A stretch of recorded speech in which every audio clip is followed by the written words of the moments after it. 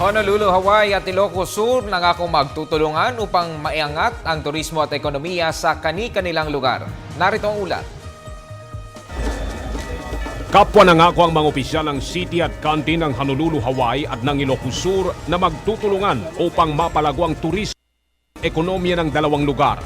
Sa huling pagbisita ni Honolulu Mayor Kirk Caldwell sa probinsya, sinabi niyang pinapahalagan niya ang malaking ambag ng mga Ilocano sa pag-unlad ng kanilang lugar, kaya't nararapat lang na maibalik din sa mga Ilocano ang pagpapahalagang ito sa pamamagitan ng pakikipagtulungan, konsultasyon at kooperasyon.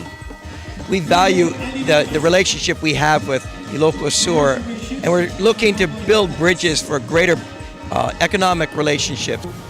Nais umanong matutunan ng mga banyaga ang epektibong pamamaraan sa pagpreserba sa mga tinuturing na pamana ng lahi. Isa na rito ang mga lumang istruktura ng syudad ng Vigan. Ilocos Sur, and particularly Vigan, has done a very good job in preserving their old town. And I think Honolulu needs to learn a little bit from that. We are losing a lot of our historic structures to development, and perhaps we can preserve more of those structures, and that keeps our identity in place. Samantala, nakatuon naman ang pansin ng provincial government sa kagalingan ng Hawaii pagdating sa renewable energy. Ito raw ang bahaging pwedeng pasukan ng mga mamumuhunan upang higit na matulungan ang mga mamamayan lalo na sa pagbaba ng singil sa kuryente ay sa sakripisyo ang yaman ng kalikasan. Hawaii is one of the states that really promotes renewable energy, which is the solar panels talaga.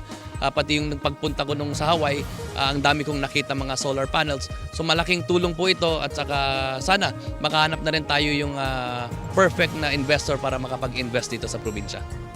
Para sa Telebisyon ng Bayan, ako si Mike Escobar.